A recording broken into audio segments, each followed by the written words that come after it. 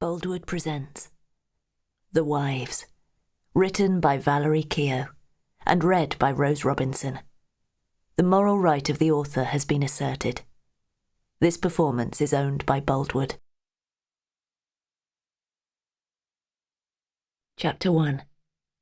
Natasha. Natasha met Daniel at a gallery opening she'd gone to with a friend. It had been a crowded event, full of minor celebrities posing for cameras, trying to look as if they understood, or even liked, the garishly coloured artwork that had been chosen for the opening. She'd spied him chatting to Jason, the gallery owner, and made her way through the crowd to their side. She was never one to hang about, nor was she one who bothered with being subtle. So after offering Jason glowing praise for the opening and wishing him every success, she turned to the man at his side and held out a hand. Natasha. Daniel. He'd taken her hand in his and used it to pull her to one side when a loud group had descended on Jason with squeals of delight, air-kissing and backslapping. It had given Natasha time to study Daniel up close. From across the room, he'd looked interesting. Ruggedly handsome, clean-shaven, his hair closely cropped. Close up, he reminded her of a young Sean Connery. Later, she discovered she hadn't been the first to have thought the same. Much later, she discovered he had watched all the relevant James Bond movies and had gone out of his way to copy the man's style. It had amused her. She had thought it showed a sensitive side to the man. She became even more fascinated by him. By the time she'd discovered that he didn't have a sensitive bone in his very fit body, that everything he said or did was generally said or done for a good reason, it was too late. She was under his spell. Dazzled as she was by his charm, charisma, and blatant sexiness, she wasn't blind to his faults. But that was okay. He was totally oblivious to hers. A week after they met, she took him to a party at her friend Michelle's house. She, Barbara, and Tracy Ann had been Natasha's best buddies since university. If Daniel was going to be part of her life, he'd also be part of theirs. "I like your friends," he said, as they'd made their way back to his apartment in the early hours of the following day, sleepy from the late hour and the surfeit of alcohol. "They're good people," she said. "Their husbands are close too, which is handy. If we go on a girly night out, they'll often go off together. Don calls it the husband club." She was pleased that Daniel liked her friends, and happily answered questions about them as their taxi negotiated the rain-slicked London streets. "Barbara is the only one of the wives who works. She's a hospital secretary. Don runs his own accountancy business. Blake's a civil servant working in number 10. All very hush-hush, you know." She said this last part with an inebriated giggle. Daniel smiled and held her hand more tightly. "And Ralph?" "He worked as a foreign correspondent for the BBC when he met Barbara, but for the last few years worked as a reporter for a newspaper. He retired a couple of months ago." "Interesting people," Daniel said. "I like them." She was surprised. Her friends were nice, no argument there, but they were ordinary, even a little dull. They certainly weren't the dynamic go-getters she'd met at the couple of events she'd gone to with Daniel. Maybe it was a case of opposites attracting. It didn't really matter whether he liked them or not. It simply made things easier. When the taxi pulled up outside Daniel's apartment block, they climbed out and ran through the heavy rain to the shelter of the front door. His apartment was a 3-bedroom, 3-bathroom penthouse with a view over the Thames. The first time she'd seen it, she'd been staggered by the space. She knew Daniel worked in finance. It obviously paid well. Her apartment, all she could afford on a nurse's salary, was a 1-bed not far from the hospital where she worked as the manager of the intensive care unit. It could easily have fitted into the smaller of the penthouse's bedrooms. After spending a few nights with him, she began to leave things behind. Casually, at first. A jumper she'd taken off because it was too warm, a spare uniform so she could go straight to work from his apartment, leaving her dress hanging in his walk-in wardrobe off the main bedroom. Over the following weeks, more and more of her belongings found a home in his cupboards and wardrobes. She didn't think he'd notice until one morning he came through to the bedroom holding a slinky black dress in his hand. She was curled up in the bed, half asleep. "I know this isn't mine." He held the dress out. She looked at him sleepily, unsure of his tone. Was he annoyed? "It's for that do we're going to tomorrow night. I'm working till 6, so I'm going to have to come straight here to get ready. I hope that's okay." "Of course. I'm looking forward to seeing you in it. It's very sexy." He sat on the edge of the bed, the dress bunched on his lap. "We're good together. I like that you have your career and don't expect me to be available all the time. I know we've only been seeing each other for a couple of months, but I know a good thing when it appears in front of me." She held her breath, her fingers gripping the sheet. Was he going to propose? He'd been incredibly attentive the last few weeks, and she was beginning to wonder if he wasn't the answer to all her prayers. "Why don't you move in with me?" He waved a hand around the room. "There's plenty of space. Yeah, I know it's not so convenient for the hospital, but that's why they invented Ubers."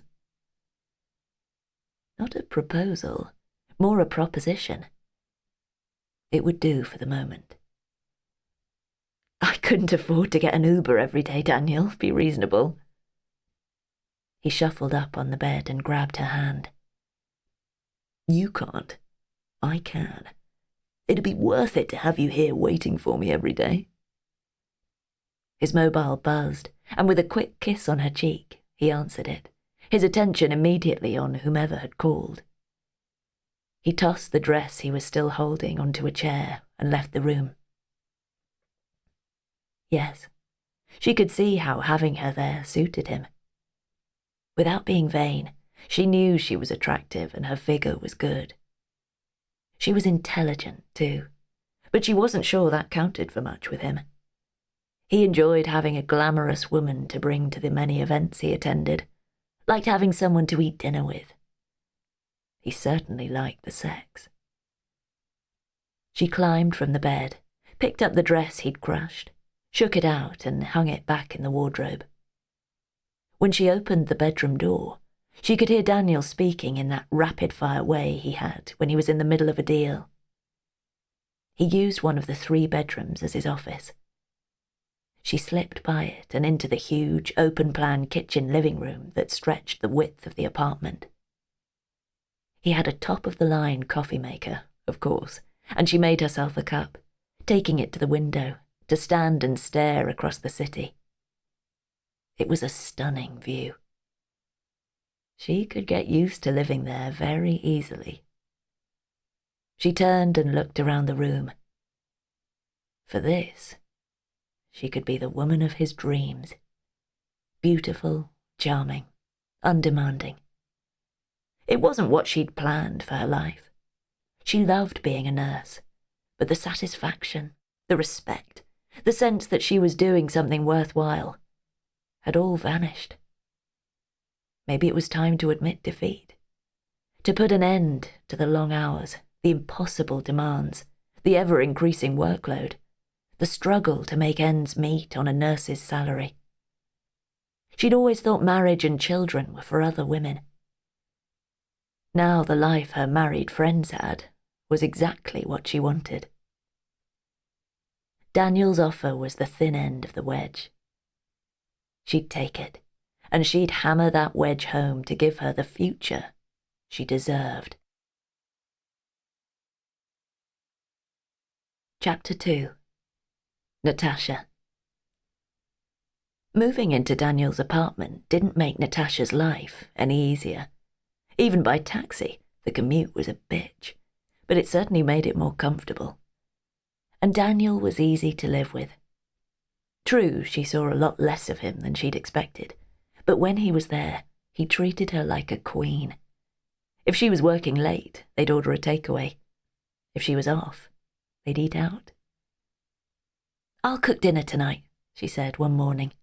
It was her day off, and apart from going to the gym, she'd nothing planned. He shook his head, checked his watch, and swallowed the last of his coffee. "No, there's a new restaurant I want us to try. I've made reservations for 8. We can meet there if I get delayed, but I'll let you know, okay?" "Fine," she shrugged. It seemed churlish to complain that he hadn't asked her, that he never consulted her about their plans, not when he was willing to foot the bill for their always expensive meals out and for the taxi to and fro. There was a time when she would have resented being managed in such a way, but these days she was more willing to take the easy road. "You're burnt out," her friend Barbara said when she visited a few days later. "You haven't been yourself recently. You should take time off. Go on a holiday. Maybe go for counselling." They were sitting in Daniel's apartment, drinking Prosecco and eating the canapes Natasha had bought in a local delicatessen earlier that day. She raised her glass and smiled. "Burnt out? Do I look as though I'm burnt out?" She waved the hand holding the glass around the room. "I mean, look at me." "It's fabulous, and it's great that you're happy with Daniel, but—" Barbara's voice faded away, and she shook her head. "Forget it." "No," Natasha said, trying to keep a rein on her temper. "But what?" They'd been friends for a long time, the kind of friends who felt they could say anything and get away with it. Or was that just her? Her 3 friends had all married within a year of graduating, almost 20 years before. Tracy Ann to an old boyfriend, Barbara and Michelle to men they'd met at work. Tracy Ann and Michelle had spawned undeniably gorgeous children, whereas Barbara had become an enthusiastic stepmother to her new husband's young daughter. All 3 were conservative, middle-class women who sometimes verged on the edge of dull. Until recently, Natasha had never envied their lives, but she knew they were often envious of hers. Was that it? They didn't want her to settle down because they wanted to keep living vicariously through her. Had they fantasized about sleeping with her many boyfriends over the years when they made love to their own boring husbands? "But what?" she said again. "Go on, spit it out, you know you want to." She was being unfair. Of the 4 friends, Barbara was the least likely to gossip or be in any way nasty. Natasha brushed a twinge of guilt aside and lifted her chin defiantly. "I'm waiting." Barbara reached for the bottle and topped up her glass. Taking her time to answer, or perhaps being careful to choose the right words. "Are you sure he's the man for you? That you're not grabbing hold of him to stop you from drowning? You've mentioned, more than once in the last few months, how difficult your job has become. Always understaffed, patients and their families more demanding, the constant pressure. I've listened to you crying down the phone to me. It's taking an enormous toll on your physical health, too. You've lost weight. A stone? More?" Since she appeared to want an answer, Natasha shrugged. "Just over a stone." "You were always thin. Now you're skeletal." Barbara lifted her glass and sipped. "But it's your mental health that worries me." "What?" Natasha reared back, part surprised, part bloody furious. Barbara held her hand up. "Hear me out, please." "Fine." Irritation made her voice tremble. "I was always in awe of your dedication, your focus, your strength of character. Of the 4 of us, You were the only one who seemed to have achieved what we'd all hoped for when we were in university. Tracy Ann, Michelle and I." Barbara shook her head and gave a rueful smile. "We fell at the first hurdle, didn't we? All our talk about careers, all our dreams for the future turned out to be just words that vanished as fast as a puff of smoke on a windy day when we fell in love. We married, and that was it. We hopped on that well-worn pathway and became housewives." "You have a job?" "Yes, and I worked hours that suited me while Anna was young and needed me. I still enjoy the job, and the women I work alongside are great. But I'm a hospital secretary, not a solicitor. That had been my dream, remember?" Natasha did. Barbara had dreamt of being a solicitor, Tracy Ann a journalist, and Michelle an accountant. Only Natasha had achieved exactly what she'd wanted. The four had met at a debating society in their first year at university, and, despite all reading different subjects, had become friends. How many hours had they sat talking about their futures? "We all had big dreams back then." "But you made yours come true.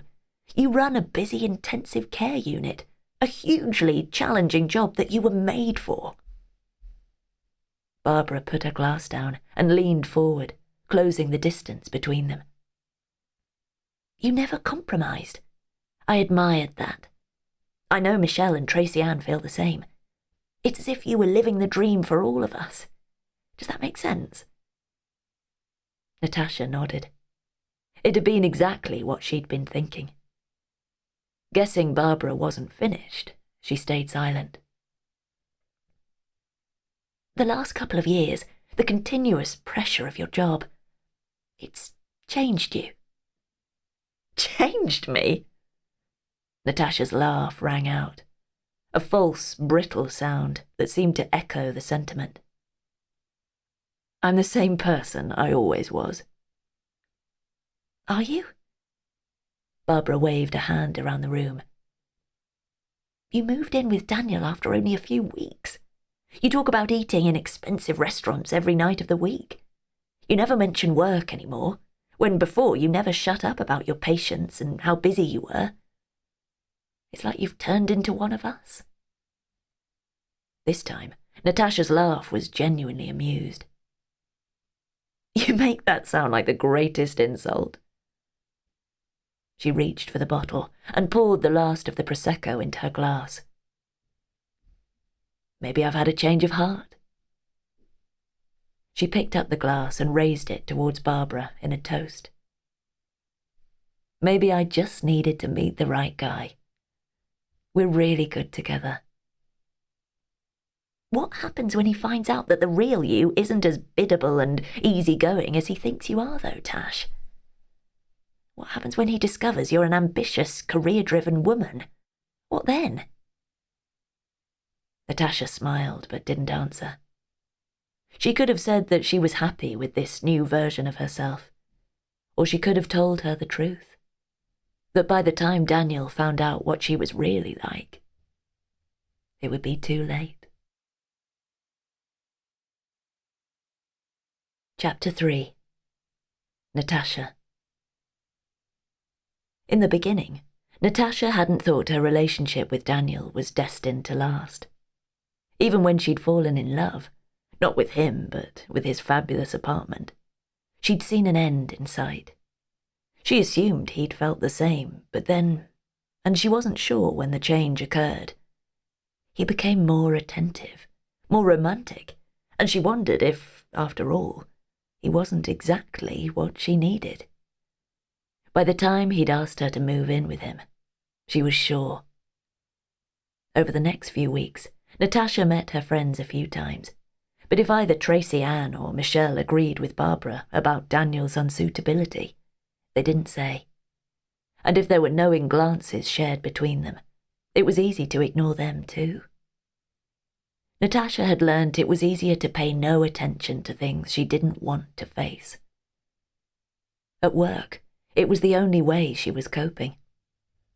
Luckily, as the unit manager, She was able to delegate most of the work and hide in her office with her computer switched on, her fingers resting on the keyboard, so that if anyone glanced through the windows or opened the door, it looked as if she was busy. Nobody knew the screen didn't change for hours. Following a particularly trying day, she arrived home late to find a takeaway waiting, a bottle of wine open, and a smiling Daniel waiting for her. "You look exhausted," he said. "Go get into something comfy, and I'll plate some food for you." She hadn't had lunch, and the smell of whatever he'd ordered made her mouth water. "Lovely. Give me 2 minutes." In their bedroom, she stripped off the jeans and sweatshirt she'd changed into after her shower at work and dropped them into the laundry basket. By something comfy, she knew Daniel meant something slinky and sexy, and not the cotton pajamas she'd have preferred. There was a silk robe hanging on the back of the bathroom door. It would fit the bill. "That smells good," she said, walking barefooted across the living room to where he'd set out the food on the table, red wine already poured. Too late to say she'd have preferred white. "I ordered Thai food," he said, pulling out a chair for her. When she sat, he took the seat opposite. And way too late to say she'd have preferred Indian or Chinese or even a damn pizza. Thai food was his preference, never hers. She picked up her fork and stuck it into a piece of pork with more force than was necessary, sending the tines screeching across the plate. He'd lifted a forkful of food to his mouth and stopped with it halfway, looking at her in concern. "Is everything okay?" She lifted her glass to take a sip before answering. "Sorry, it's been one of those days." He didn't need to know that every day recently had been the same. She tried a smile. "This is great. Thank you for having it all ready for me." He picked up his own glass, reached across and touched it gently against hers. "I was going to wait until we were out in some fancy restaurant, but perhaps now is the ideal time." Putting the glass down, he took her hand in his, curling his fingers around hers. "Will you marry me, Natasha?" She looked down at their entwined hands. This was what she needed, wasn't it? No more worrying about the future. He'd be a good husband, and she'd be a good wife. "Yes, I will." Daniel grinned, pulled her hand to him, and kissed the back of it. "You've made me the happiest man." He insisted on opening a bottle of champagne to toast the occasion, making a huge fuss about popping the cork, laughing slightly manically when the bubbles foamed over his hand. He shook them off carelessly and poured into the waiting glasses. "To us," he said, clinking his glass against hers. "To us." She echoed his words and drank, tilting the glass to empty it when he did, and holding it out to be refilled. Too downed on an empty stomach wasn't perhaps the most sensible thing, the alcohol going straight to Natasha's head. Or maybe it was better that way. She was able to sit, an alcohol-inspired smile in place, and agree with everything Daniel suggested. The no-fuss registry office wedding as soon as it could be arranged, the short honeymoon immediately afterwards, and a longer holiday later when he wasn't so busy. They talked about a lot of things. She wasn't sure he even noticed the one thing that neither of them mentioned, not even once. Neither of them spoke about being in love. Chapter 4. Natasha. Daniel left the organisation of the wedding to Natasha. If her friends were surprised at the speed it was all happening, they didn't comment. They probably had lots to say behind her back, but to her face, even Barbara remained unusually silent. They and their husbands came to the registry office. The only other people attending were Natasha's parents. Daniel's mother and brother, both living in the US, were, he said, sadly, unable to make it. The wedding was followed by dinner in one of their favourite restaurants. There was lots of conviviality. Natasha's parents loved Daniel. Even her friends, now that she'd become a wife rather than girlfriend, seemed to have accepted Daniel with more grace. Their husbands certainly had. On more than one occasion, in the bar they went to after the meal, she saw them huddled together, deep in conversation. "I see you've been inducted into the husbands' club," she said, when she finally got him alone. "They'll be dragging you out to the pub and to rugby matches soon." "Sounds good to me. And you can go to art galleries or shopping with the other wives." The other wives? Is that what she'd become? Wasn't it what she'd wanted? She struggled to keep acid from soaking into her words as she said, "I, my dear husband, will be working." "But not now," he said, pulling her into his arms. It signalled the end of the conversation, but not the end of the thoughts rattling around inside Natasha's head. They flew to Venice for a few days the following morning and enjoyed a very luxurious stay in the Gritty Palace, one of the city's finest hotels. It was almost romantic. In fact, it was the closest Natasha had felt to being in love with her new husband. "This is an amazing hotel," she said, standing on their small balcony overlooking the Grand Canal. "The only place to stay in Venice," he said, coming behind her and slipping his arms around her waist. She relaxed back against him. "You come here a lot, do you?" It struck her then just how little she knew about him. "Once or twice a year. I have a couple of clients who come to Venice on holiday, so I usually arrange to meet them here. It's often easier to make a sweeter deal when they're relaxed. It'd be good if you could come too. Their partners often feel a bit lost when we're talking business." "I'd like that very much." She turned in his arms and kissed him on the cheek. "It's not always easy to get the time off, though. I'd need plenty of notice, and even then, it might be difficult." She turned again, leaning against him with a sigh. "A shame, though. I love to travel, and it'd be so lovely to do it with you." Lovely to quit her job, to never have to cross the threshold of a hospital again. She wanted to say it, but she wasn't sure he'd understand. Nor was she certain she could explain why the career she'd loved had become so toxic. Daniel kissed her neck and tightened his arms around her. "It would mean a lot for me to have you with me." "Do you have to work?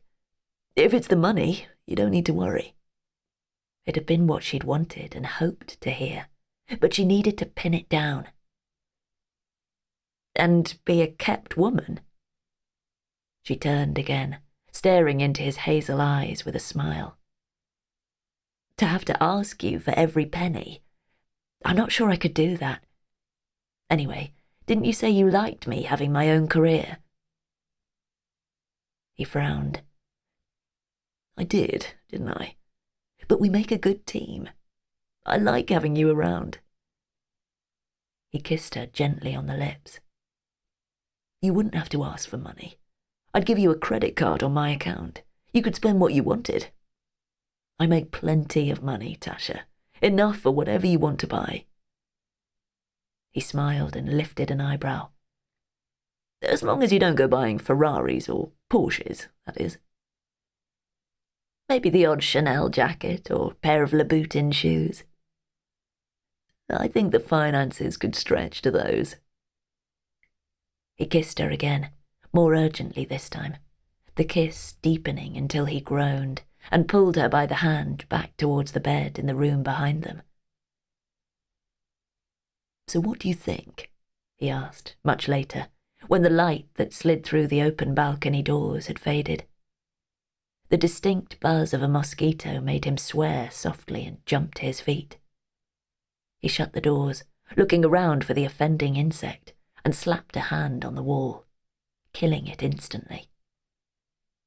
Natasha was surprised by his expression. Normally so amiable, for a second he'd looked almost demonic. A trick of the light. She shook the thought away.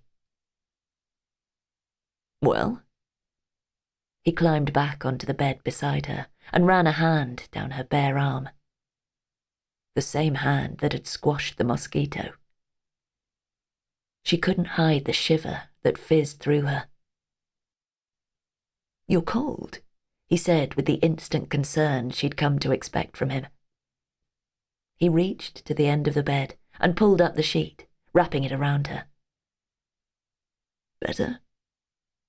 "Yes, much." "Well," he said again, "what do you think? Could you quit nursing?" Quit nursing? She had loved her job, the constant challenges, the diversity. She'd been passionate about her role as the intensive care unit's clinical nurse manager, had relished the responsibility that came with the job, and took great satisfaction in seeing the excellent care her team gave to every patient in their care. But in the last few years, she hadn't been able to rustle up any interest in the job. Everything seemed too much trouble, every request too onerous, every patient too demanding. She could rarely manage a full shift without hiding in one of the storerooms or the treatment rooms or any damn quiet place she could find to hunker down and cry. What did she think? That for the first time in a long time, things seemed to be going her way. "Yes, I think I could." From where she lay, she could see the splotch of blood the flattened mosquito had left on the wall. Not her blood. She hadn't been bitten. Someone else's, in some other room, some other hotel. A stranger's blood. She shivered again. "I hope you haven't caught a bug," Daniel said, wrapping an arm around her and pulling her close. No, she hadn't caught a bug. She'd caught a wealthy husband. She couldn't take her eyes from the bloodstain on the wall. It seemed to be growing bigger and bigger, filling her eyes until all she could see was red. A little voice inside her head screamed, "It's a bad omen." She shut her eyes and curled into Daniel, feeling the heat of him. This was what she'd wanted. No silly nonsense was going to stop it now. Chapter 5. Natasha.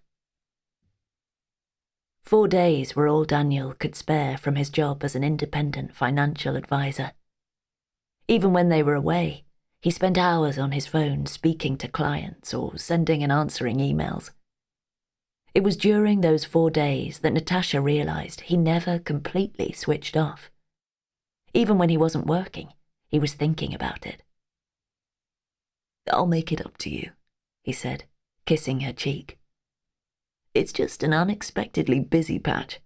When things quieten down, we'll go away for longer, I promise." Perhaps it should have made Natasha consider her decision to leave her job. But it didn't, not even for a second. Barbara was right. Natasha was burnt out, completely. There wasn't even a spark of enthusiasm left for the work she used to love so much. When they returned from their honeymoon, she had a few days of her holiday remaining. Her decision had been made. She wasn't going to change her mind about quitting. The following morning, she rang the hospital and made an appointment to see the HR manager. A day later, at the appointed time, she walked into the office and took a seat across the desk from the normally genial-faced manager, whose expression turned sour as she listened. It was a short, to-the-point meeting. As you're aware, Natasha said finally, I've worked countless extra hours in the last few years and haven't taken even close to my full holiday entitlement, so I'll be leaving immediately. The HR manager conjured up a sympathetic smile. It didn't reach her eyes or make her any less sour-faced. I know it's been tough recently. Tough? Natasha didn't bother to reply. Getting to her feet, she nodded and walked from the room. She didn't stop, nor did she bother to return to the unit where she'd worked for so many years, or to say goodbye to people she'd worked with for so long. There was nothing left, not even for that. They'd understand.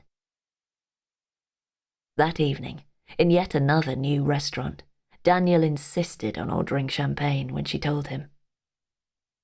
Great news, he said, raising a glass. Here's to my beautiful wife and to our travels together. Natasha touched her glass to his and smiled. This was right. Good. The best thing for her. I'm looking forward to it. So, where are we off to first? She pictured herself jet-setting off somewhere exciting. Paris or Rome, perhaps. He'd been to both in the last few months. Daniel laughed, reached for the bottle, and topped up their glasses. I'm afraid the first few outings for us are going to be here in London. There are a few black tie events coming up. Oh, right. She tried not to sound too disappointed. You'll need to buy something fancy for each. I'll make sure you get a credit card as soon as I can arrange it. From well-regarded clinical nurse manager to kept woman, it was only a short step. She reminded herself that she was Daniel's wife, that it wasn't completely unheard of for a wife to give up her career to support her husband's, but she couldn't quieten the little voice in the back of her head that was laughing hilariously at her predicament. The one that was whispering in a tone of almost manic glee. Welcome to the 1950s. I need to take this, Daniel said when his phone buzzed. I've been expecting the call. He didn't wait for her reply. Pushing back his chair and striding from the restaurant, the mobile pressed to his ear. It was almost 10 minutes before he returned. Minutes where she sat playing with the stem of her wineglass, taking the occasional sip, trying to look as if she hadn't been dumped. She lifted her hand to fix her hair far more frequently than the neat haircut warranted. The movement allowed the restaurant lights to catch the large solitaire nestling beside the wedding band on her ring finger. See, I'm not simply a lonely, single woman on a blind date that hasn't worked out. She dropped her hand when she realized how pathetic she was being. The waiter, hovering nearby, distracted her. Seeing her quick glance, he moved in to clear the plates. Is Sir returning? He indicated Daniel's unfinished meal. Yes, but that's fine, you can take it away. If Daniel's conversation with whomever he was talking to went well, he'd be too excited to eat. If it went badly, the cold food wouldn't appeal.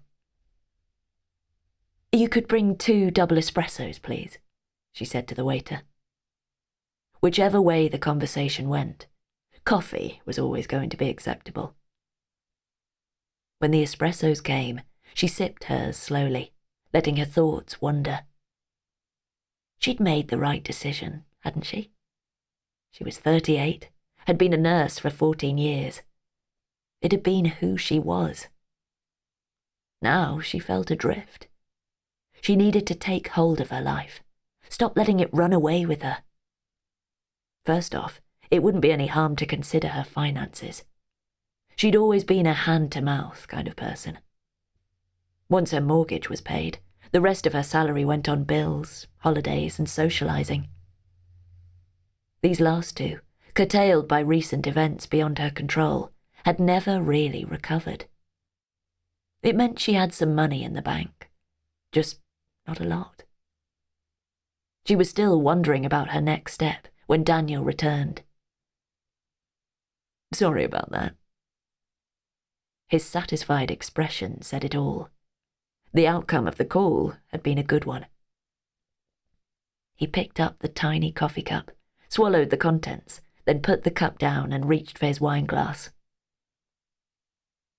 "Here's to more good news," he said, lifting it towards her in a toast.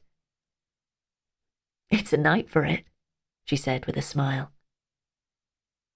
"While you were gone, I'd time to think. I've decided to sell my apartment. It's lying empty. I might as well have the money in my pocket. And feel a little less like a kept woman.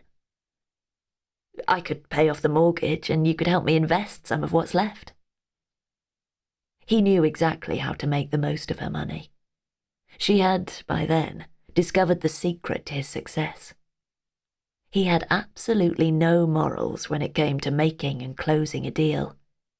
Anything he needed to do, he'd do.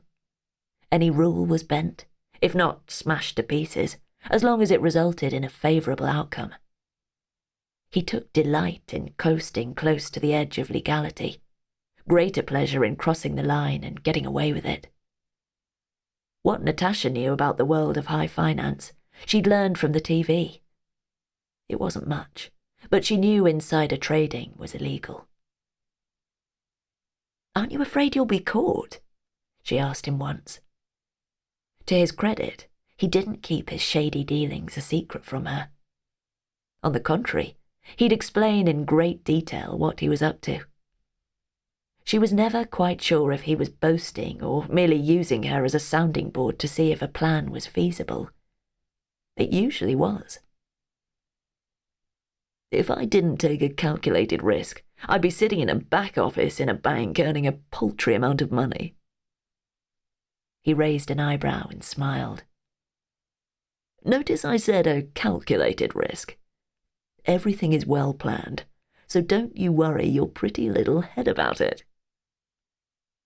He was very clever. But then, so was she. Clever enough not to reach over and smack him across his condescending face when he spoke down to her. Pretty little head. She had both a primary degree and a master's in nursing. Her intention had been to continue studying, to have worked towards a PhD. But then she'd been offered the manager's position. She quickly discovered the role left little room for anything else. He, on the other hand, had gone straight from school to a junior position in a bank and had worked his way up. It had been so nice to be looked after for a change, so relaxing to have someone making all the decisions. It had given her space to heal. What she hadn't taken into consideration was that he'd assumed subservience was her natural state, that she had always been, and would always be, a biddable, easily guided woman. Barbara's words echoed in her head. What happens when he finds out that the real you isn't as biddable and easygoing as he thinks you are, though, Tash? What happens when he discovers you're an ambitious, career-driven woman? What then? She'd told Barbara that she'd changed. And she had. She was no longer career-driven, but she was definitely still ambitious. Daniel would discover that soon enough. For now, it was sufficient to make use of his superior financial savvy in order to maximize her savings when she sold her apartment. Preferably something completely above board. He might be happy sailing close to the wind. She wasn't. She waited for him to bombard her with a list of investment opportunities and was taken aback when he shook his head. "Not a good idea," he said, raising a hand to catch the waiter's attention. Natasha waited until he'd ordered another bottle of wine before asking, "So, what? Should I just put it into a government investment scheme or something?" When he raised his eyes to the ceiling and shook his head, she pressed her teeth together until her jaw ached. She looked at the diamond on her ring finger and wondered if it wasn't already too late to let him know she was as clever, maybe even cleverer than he. No, she needed to pick her time for that. All right, so what do you suggest? The waiter arrived with a bottle of wine, and it wasn't until Daniel was sipping a glass of it that he answered. Keep the apartment, he said bluntly. It's never a good idea to burn bridges. Maybe rent it out if you feel it's a waste leaving it sitting empty. Near the hospital, you'll easily get someone to take it. It's never a good idea to burn bridges. What the hell? He must have seen her face fall, because he laughed and reached across the table to take her hand. That was badly said. I just mean, well, you know, who knows what the future is going to bring us. You might want a bolt hole.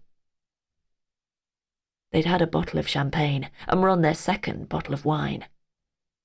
She'd had a couple of glasses of the bubbly, 1 or 2 at the most, of the first bottle of wine, and her glass was still half full.